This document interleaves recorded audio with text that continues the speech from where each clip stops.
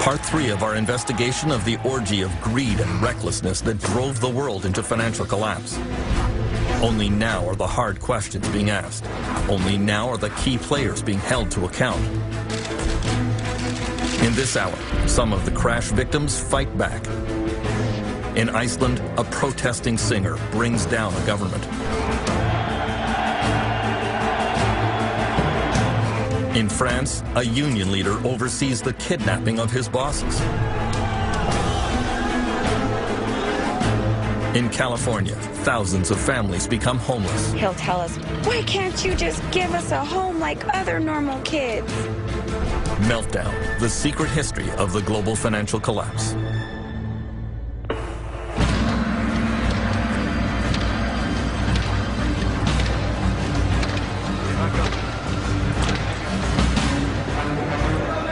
The years since the 2008 collapse have been marked by demonstrations around the world. Owing to the loss of an estimated 30 million jobs.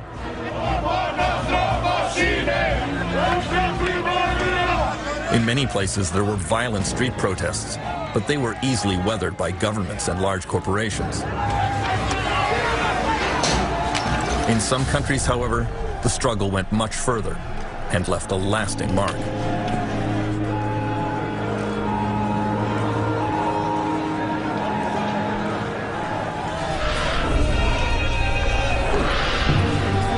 The epicenter of this battle was in France, where workers have always been quick to the barricades.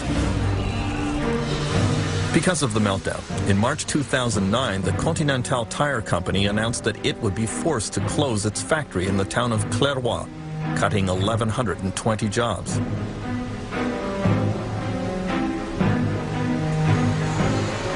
The plant was still showing a profit, but according to the factory boss, Louis Forzy, the workers here were just not as motivated and productive as they should be. Selon moi, et c'est les chiffres qu'ils montrent, nos résultats sont inférieurs à ceux des autres usines.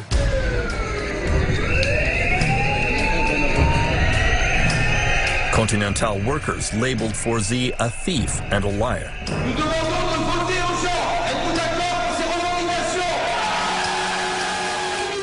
They convened a meeting at the plant to organize a protest. J'ai supprimé ma vie de famille pour Continental. C'est honteux. Forzy showed up to address them. He made a show of his patience and forbearance, until an egg in the head changed his mind. He immediately decided that perhaps he had underestimated the situation and made a tactical withdrawal from the field of battle. Why did that happen? Why? Because people were shocked, they were angry. Je pense aussi qu'il était au courant depuis longtemps qu'il allait y avoir une fermeture du site.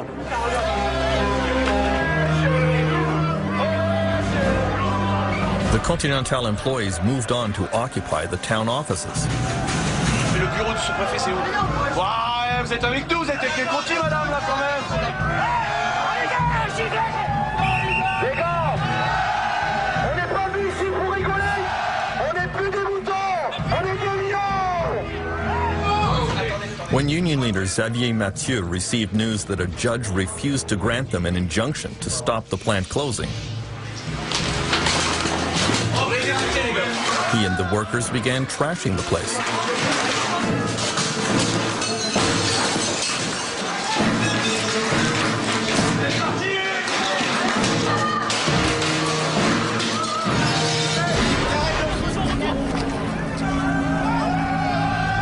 On n'ira pas à l'abattoir sans se défendre, c'est clair et net. Le désespoir des gens qui sont foutus dehors, c'est pas de la cruauté, ça? C'est pas de la violence? Si, c'est de la violence. Il n'y a pas que la violence physique dans la vie, il y a la violence morale aussi. Moi, je suis fier de ce que les mecs ils ont fait aujourd'hui. Et n'attendez pas. The worker uprising began to spread across the country and became increasingly threatening. The Caterpillar Heavy Equipment Company in Grenoble announced that, in spite of record profits, they would be cutting 20,000 jobs worldwide, over 700 here in France. The global meltdown would reduce demand for their bulldozers, and so production would have to slow down. On March 2nd, workers surrounded the plant.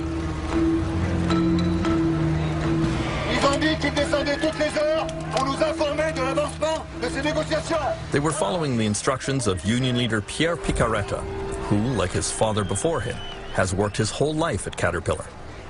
On est des humains et on n'accepte pas, là, tête baissée, cette économie qui nous fait souffrir. Donc on ne pouvait pas accepter comme ça le fait d'annoncer des bénéfices records et de licencier les personnes. Oh, venez les gars, vous faites quoi là? 3 weeks of negotiations led nowhere. Tous ensemble, ouais! Ouais! Tous ensemble, ouais! On veut une solution! Furious workers surrounded the management offices and decided to hold the management team captive.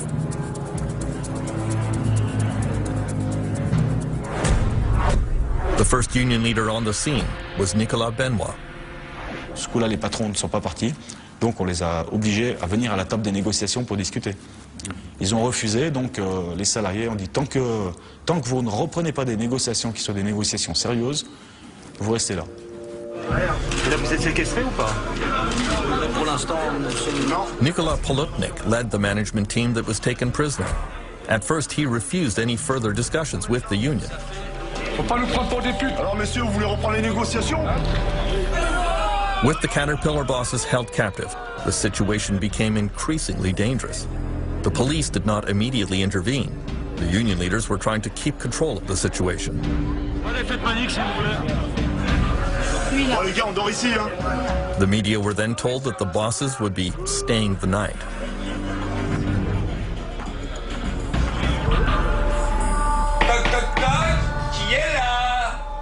Overnight, as the captive bosses were trying to get some sleep in their offices, angry workers did not leave them in peace.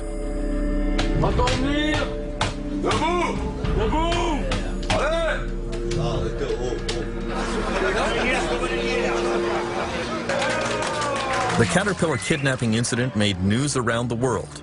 It was widely described as boss-napping. In the French Alps, at the U.S. tractor company Caterpillar, where managers were locked in and stripped of their speakerphone, boss-napped all night. President Nicolas Sarkozy realized this extreme reaction to the global meltdown was turning into a public relations disaster for France. He went on national television to denounce the kidnappers. Qu'est-ce que c'est que ces histoires d'aller séquestrer les gens? On est dans un état de droit. Je ne laisserai pas faire les choses comme ça. Dans un état de droit, la loi, elle doit être respectée. Privately, however, French Finance Minister Christine Lagarde was critical of Caterpillar management. She thought that the situation was exacerbated by the ham-fisted tactics of the American company, a common problem with foreign-owned firms. On a souvent constaté dans des entreprises sous capitaux étrangers que le dialogue n'était pas aussi riche et aussi développé parce que le centre de décision est ailleurs. After an anxious night, Caterpillar management agreed to resume negotiations. In exchange, the union allowed the bosses to leave the plant, although there were some tense moments on the way out.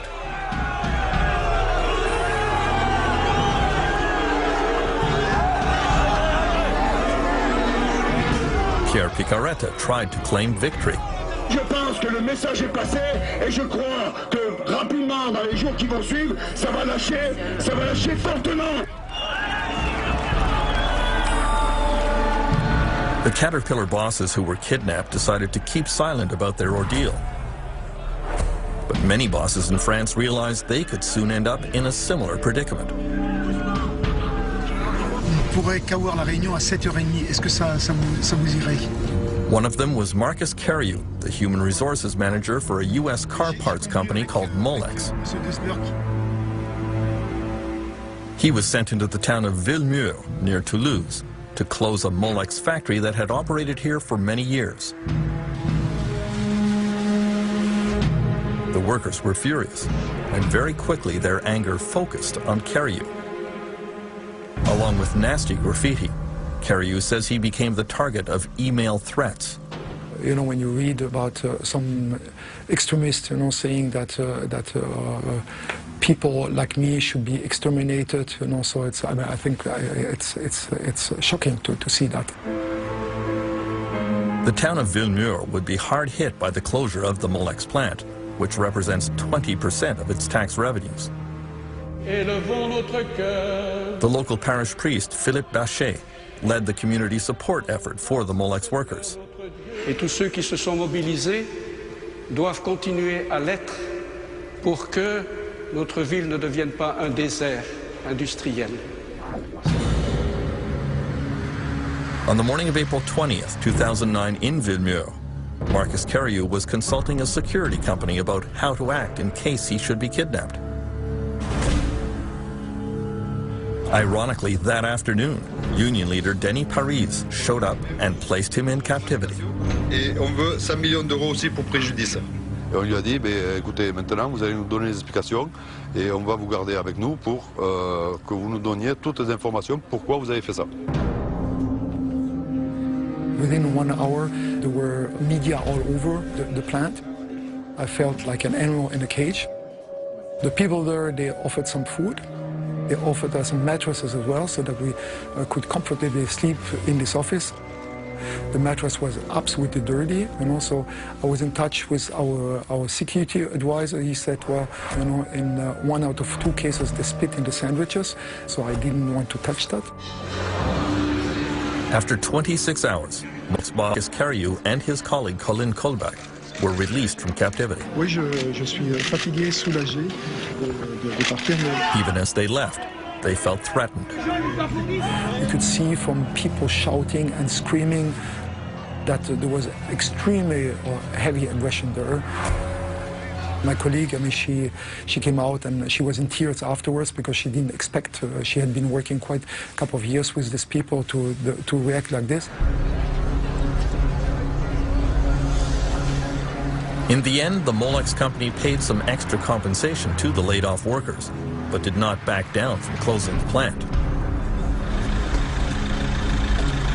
The rage against Marcus Kariu only increased, to the point that he travels with bodyguards as he conducts final negotiations. Kariu complained that he was treated like a monkey in a zoo, but union leader Paris openly threatens him with much worse. Il n'est pas encore reparti, Kariu, s'il faut arriver à le séquestrer, mais là je parle de séquestration et le traiter comme un singe, on va y arriver. C'est fort possible que ça arrive aussi, d'ici la fin, mais bon, il verra la différence du traitement qu'il a eu et du traitement qu'il va avoir. Finance Minister Christine Lagarde has to walk a fine line about union militancy in France. She denounces violence and she knows that foreign companies don't like the turbulent atmosphere here. On the other hand, she points out that the people who have paid the greatest price for the global financial collapse are workers. Les actionnaires vont s'en sortir. Les cours de bourse remontent. En revanche, ceux qui souffrent, ce sont évidemment les effectifs des entreprises, puisqu'il y a des menaces de restructuration, puisqu'il y a des licenciements, puisqu'il y a des gens qui perdent leur job.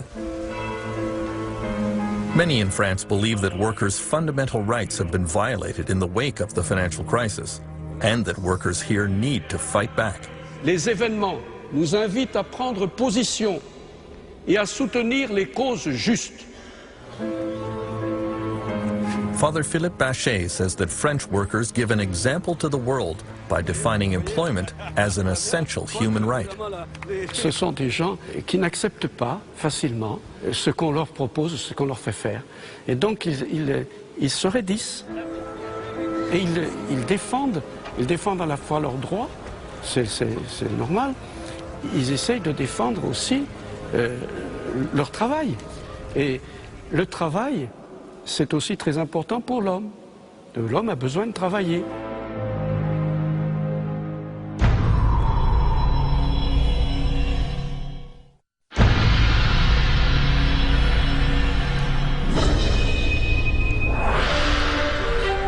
Iceland was a microcosm of everything that went wrong during the global financial crisis. The sudden collapse of the country's banks in the fall of 2008 wiped out the pensions and savings of most Icelanders. Every citizen was now saddled with a debt estimated at $350,000 per person. Icelanders were furious at the greed of bankers and government cronyism that contributed to the meltdown.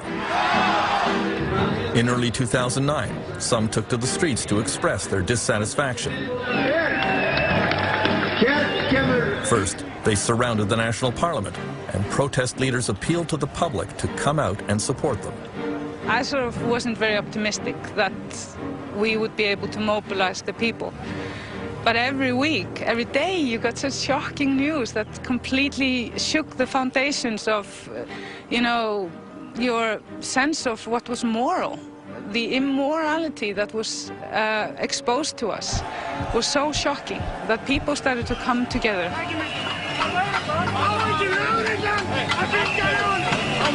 The Reykjavik police moved into position to protect the parliament.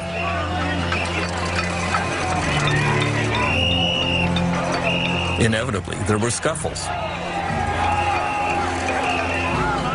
Nothing like this had ever happened in Iceland, and both sides were unsure how to proceed.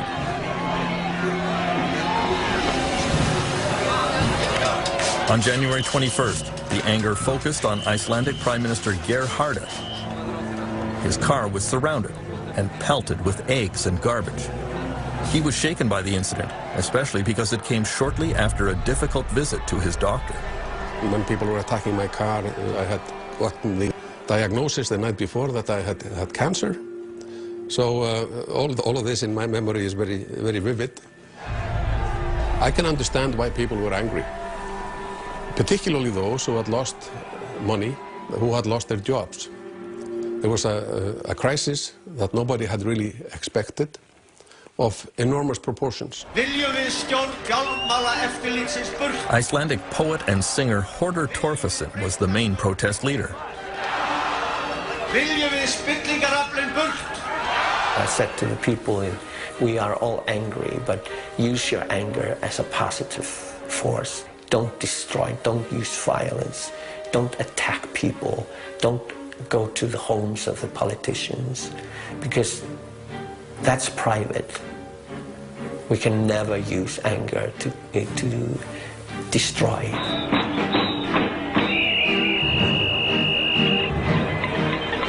Torfason asked the crowd to go home and get their pots and pans, then come down and serenade the politicians in the parliament. Við þurfum ekki að nota alla þessa peninga. And it was new for Icelanders, ordinary people, to come out and do something sort of illegal, like not obeying police orders and so forth. And in the end, it almost became tribal. There were so many people with pots and pans and homemade drums, and there was this beating and the fires outside the parliament. In a sense, it was sort of the unbearable lightness of being, to be there, to experience this within the nation, and to see the joy and experience the joy when we finally got what we wanted. On January 23rd, Icelandic Prime Minister Geir Haarde addressed his countrymen on national television and announced that he was resigning due to illness. Og velja sér nýjan formann sem leiða mun flokkinn í næstu kosningum. Takk fyrir. His governing coalition fell apart. National elections were called. The new government in Iceland was left to clean up the incredible mess left by the bankers and politicians who preceded them. Og í dag yfirgefur nýfrjálshyggjan Steingrímur Sigfússon became the new finance minister. Obviously, the international crises are hitting a lot of countries, but in Iceland it's probably more painful than almost anywhere else, because things were taking to such extremes in Iceland. This neoliberal privatization experiment that was driven forward by greed and bad practices in business had a terrible ending, and now we are paying the price. And like usually, it's not the people that caused the problem that have to tidy up afterwards. Many Icelanders feel they are living in the ruins of a collapsed society. Every night, Reykjavik police see the symptoms, like an upswing in domestic violence. Here a woman has called for help because her estranged husband has broken into her house and grabbed her baby in a fit of drunken desperation.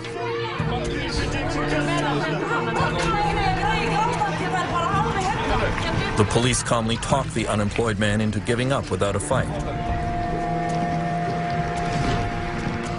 Constable Stefan Einarsson says police here are sympathetic with people who become despondent after they lose their jobs. We're just people like everybody else. We have mortgages and car payments we have to make. So we're in the same situation as everyone else. Protest leader Birgitta Jonsdottir was elected to the Icelandic parliament. I feel incredibly strange, and at the same time I feel deeply honored to be trusted, to be in there.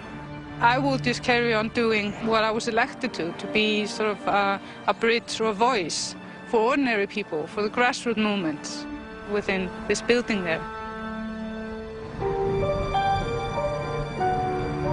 As a result of the meltdown, young people in Iceland faced decades of high taxes and reduced social services to help pay off the debts run up by Icelandic banks. At this art college in Reykjavik, the students are multilingual, well-educated, and mobile. And there is a great fear that a high proportion of them will just give up on Iceland and move to other countries. Korto Jabali is one who plans to emigrate. Most of the people I know don't want to live here forever. They all want to leave. Like everyone. I don't know one single person my age that really wants to stay in Iceland.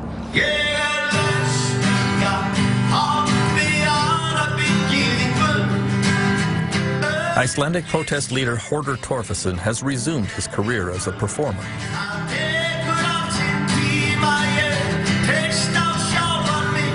He realizes that many of his countrymen are demoralized and that many young people want to leave. But he is quite sure that Iceland can still have a bright future. I think many of these people, if they go away and they look around in the world and they start revaluing, or seeing what really they will come back. I travel the world, I've seen so many things that I think this society is a very good one, and we have the opportunity to build it up. And I see signs of this beginning. People are really standing together and helping each other.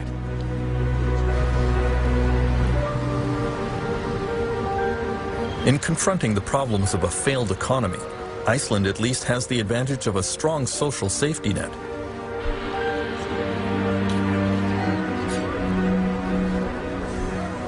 The situation is much more difficult in what is being called the Western world's most surprising failed state, California.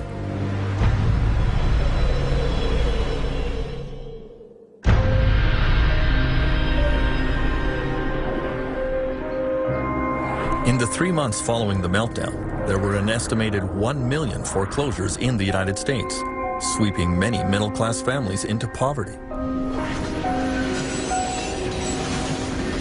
Tent cities began springing up across the country as the homeless desperately searched for somewhere to spend the night. This one suddenly appeared in a field in Sacramento, California, the capital of a state that was long considered America's richest. It was reminiscent of the tent cities that appeared in this area during the Great Depression of the 1930s. In those days, they were called Hoovervilles, after then U.S. President Herbert Hoover.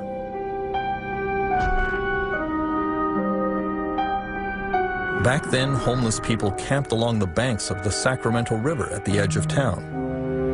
And again today, the homeless have pitched their tents in the exact same spot. It is a dangerous place because the river can suddenly overflow its banks and flood the area. Bill Diola says they have tried to camp in safer places in Sacramento, but were chased away. The camping law states that if you're inside the city limits, you cannot pitch a tent for more than 24 hours, can't camp in one spot for more than 24 hours, even with written permission from the property owner. I'm 2 months homeless. This is all new to me. These guys lead me the way. Municipal officials in Sacramento quickly ordered the big tent cities dispersed, and did everything in their power to drive the homeless out of their jurisdiction. Many were arrested or fined.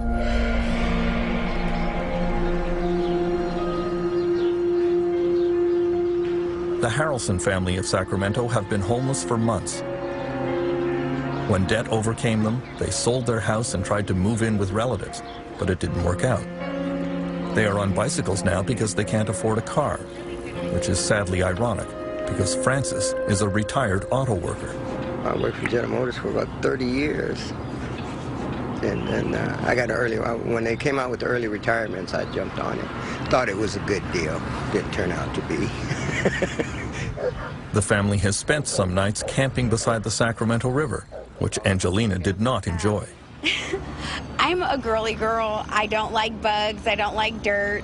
And it gets really cold at night. And then being dark outside and knowing that there's critters around like skunks or raccoons terrifies me.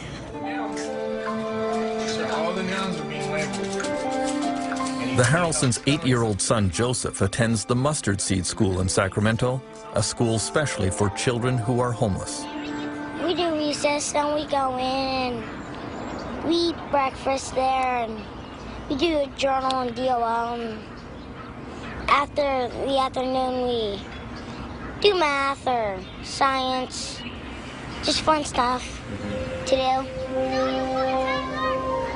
After the global financial collapse knocked so many families out of their houses and down below the poverty line, there are now over 1.5 million homeless children in the United States. This school is privately funded by a charity called Loaves and Fishes. It's not uncommon when the kids first come, you know, we have sack lunches that groups in the community have fixed for the kids.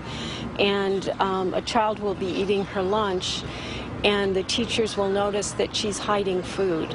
And when asked, that little girl will say, well, it's for my mother. I know she's going to be hungry.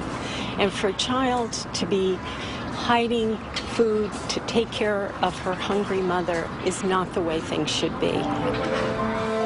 What is this? I don't know. There's times where he gets really frustrated at us and he'll tell us, why can't you just give us a home like other normal kids?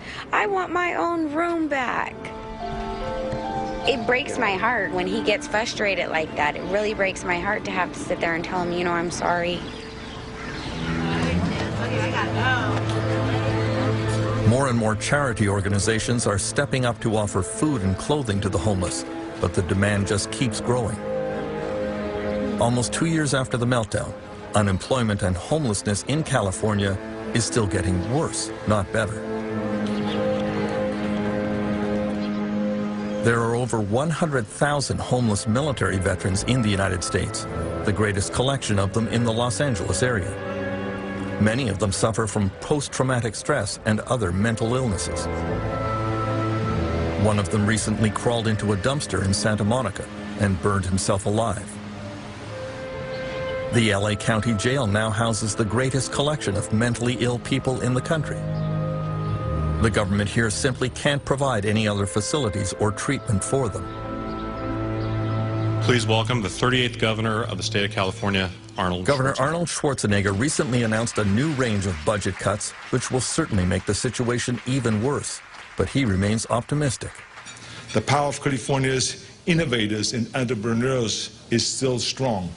We are still the shining city on the hill. I don't consider it by any means a failed state.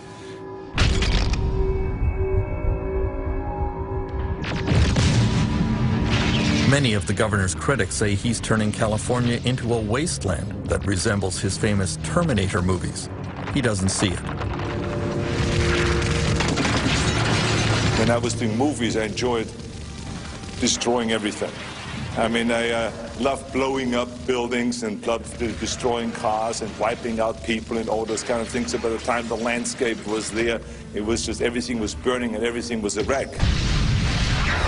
But now when you turn on the news, you see the same thing when they talk about the economy. But the reality of it is it's not that bad. It is bad. We did go down with the economy, but we're going to be okay in California. This debate is turning into a bit of a family feud for Republican Governor Schwarzenegger. He's married to Maria Shriver, whose family has long been associated with the Democratic Party. His brother-in-law, Bobby Shriver, is now the mayor of Santa Monica. He thinks California is a failed state. The optimistic side of the argument is the state's failed. Something radical needs to happen. The non-optimistic side, to me anyway, is look, everything's going to be okay. When in fact, it's not okay now, it's getting worse, and it could get a lot worse. If you're a disabled senior at home and someone comes and gives you your food and cleans your diaper once a day, that person's about to be fired. You're going to have to move out of your apartment into a nursing home where you don't know anybody in order to save $15 a day in California, the most creative, smartest group of people in America. Can't figure out how to finance that. That's a failed situation.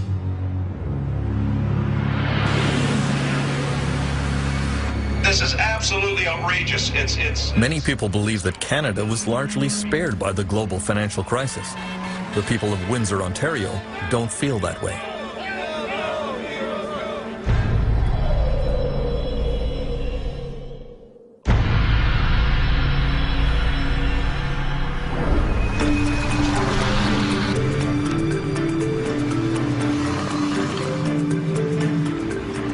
In the spring of 2010, the residents of Windsor, Ontario come to a picnic to say goodbye to the General Motors Corporation. It's a bittersweet occasion. The company is bringing its 90-year history in this city to an end with the closure of its last plant here.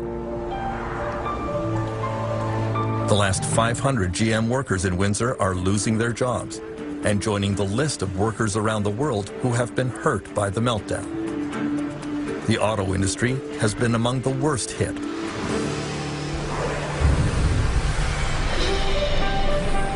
At its height, General Motors employed 7,000 workers in Windsor.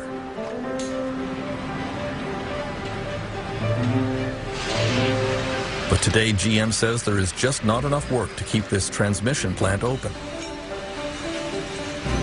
As 49-year-old Ray Samard spends his last days on the assembly line, he has fond memories of the day he walked in the door in 1981. As a child, I visited the plant. As a young boy, I always said, I'm going to work at General Motors. And I got the job, and I was ecstatic. It's a beautiful thing, working for the biggest corporation in the world. Many of these auto workers started young and followed the same path as their fathers and grandfathers. Many assumed they had jobs for life and don't really know how to do anything else. It came as a total shock when GM advised them in May 2008 that this plant would be closing for good. It's a sad day. When I started, people left a job for me so that I could retire. I'm going to retire, and I'm not leaving a job for my children. That's disheartening. It really is.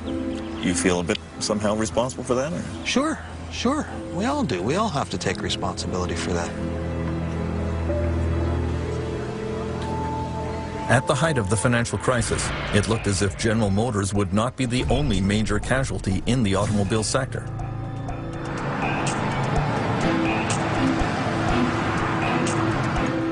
Chrysler was headed for bankruptcy as well. The Chrysler minivan plant in Windsor employs over 4,300 workers. Canadian federal and provincial politicians were summoned to an emergency meeting at Chrysler headquarters in Detroit.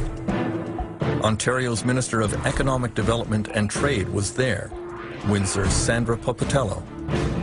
They sat down with us and started talking about what their condition really was, and it was very frightening to hear. And I guess being from Windsor, being brought up here, most of our lifeblood has been from the automotive sector. I thought I would never see the day that I would hear or get a sense that this could collapse. At the height of the 2008 crisis, executives from the big three U.S. auto companies came to Washington to ask for a massive government bailout. Famously, they all arrived in private corporate jets. There was a wave of revulsion from politicians and workers. Who do you think you are? You're asking for $50 billion and you fly in on a corporate jet? Those are our profits as well. As workers, every worker, I know at our plant, they said, you gotta be kidding me. The U.S. government came up with the bailout money, and Canada quickly followed suit. Canadian Finance Minister Jim Flaherty is the Member of Parliament for Oshawa, another riding that depends on the automotive sector. Discussions have taken place about this. He points out that there were many jobs at stake in Canada beyond those at the big three U.S. car companies. The fundamental challenge was this: were we going to be in the auto business or not? And the big driver, from my point of view, was the fact that we have three of the largest global parts companies in the world, in Canada. And that's where most of the technological innovation is. So we lose Chrysler, we lose General Motors, they continue in the United States and Europe and elsewhere, we're going to lose those parts companies too, because they'll have to follow them. This is absolutely outrageous. One group of workers in Windsor decided to fight back against their plant closing. The incident came at the Aradco car parts plant, which manufactured stamped metal components for Chrysler. In March 2009, workers were called on a Monday night and told to stay home. The American-owned plant was shutting down. Aradco workers realized that their management was trying to sell all the equipment and sneak off without paying any kind of settlement to employees, some of whom had worked for decades and were owed $30,000 or $40,000. Not today, motherfucker! Go home! They decided to stop trucks that were arriving to empty out the plant.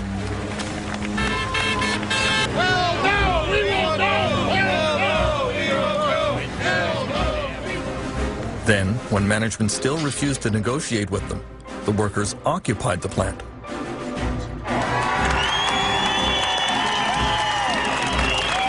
it pathetic when our guys have got to go to this length?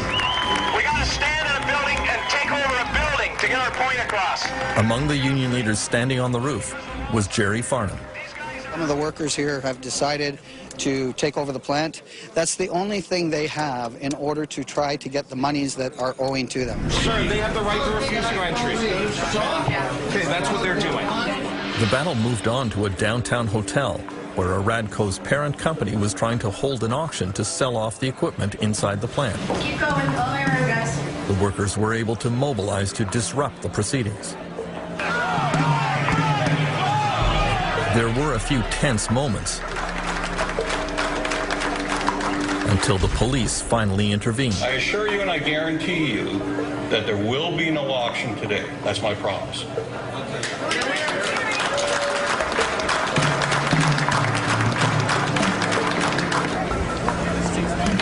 It turns out that the American owners of this plant were already fugitives from justice. Aradco was operated by a California company called Catalina. The company website, now defunct, shows the name Gregory Willis as chief executive officer. This Michigan document shows that a few weeks before the plant was closed, Catalina's owners took the precaution of officially dissolving the company. The same owners had played the same game in 2006 in France. There as well, the plant was closed, the workers occupied it, but in France the owners were tried and convicted of breaking French law. In Windsor, union leader Jerry Farnham says that Canada has similar laws, but they are not enforced.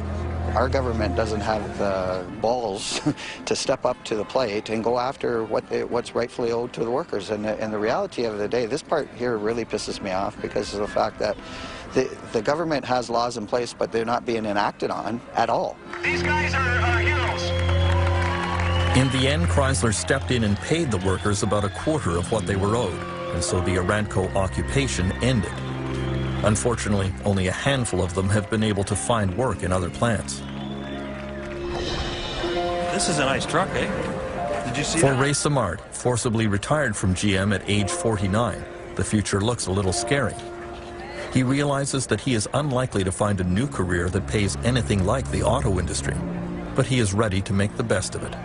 I still have young children that I need to put through university, so there will be a change in my work employment. I'm not sure exactly what what door is going to open for me yet. I'm still, my dad was a carpenter, and I may have to pick up my tool belt again. That's a possibility. The most devastating effects of the financial collapse are being felt in the countries that flew the highest during the global real estate boom. In Spain and in Dubai.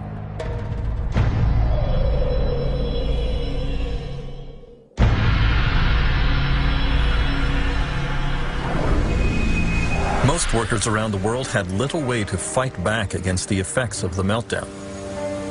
During the boom years, Spain was called the miracle of Europe. No more. At 6 a.m. every morning at the Plaza Elliptica in Madrid, immigrant workers from many countries line up and hope to be picked for a day's work by small contractors who drive by. With unemployment at 20%, they were the first to lose their jobs. The Spanish government recently offered to pay immigrants to go back to where they are from. Few took up the offer. Suleiman from Mali says he will hold on here in hopes that things will improve. But he sees no evidence that will happen.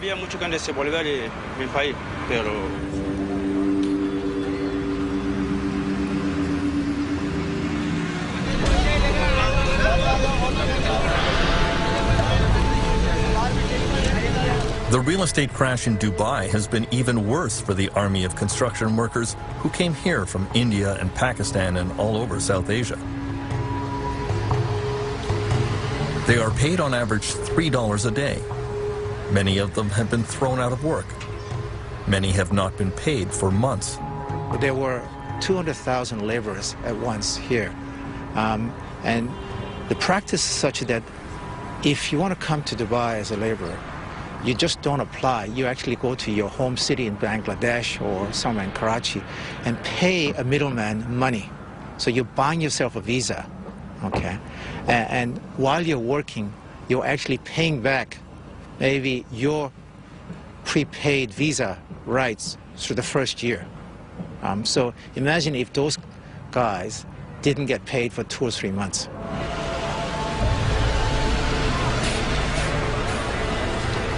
Some of these workers went on strike demanding back pay. Dubai authorities started rounding up unemployed workers and forcibly expelling them from the country.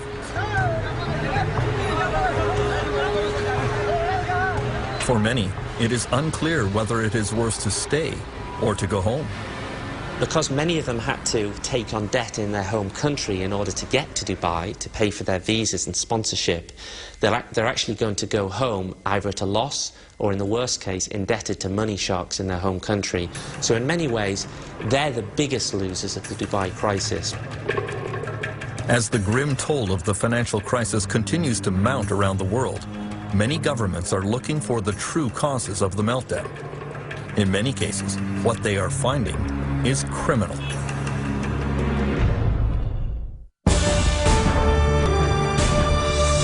Next time, the conclusion of Meltdown. We have endured the worst economic crisis of a generation.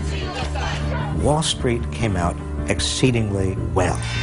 And now the elements are in place for it to happen all over again.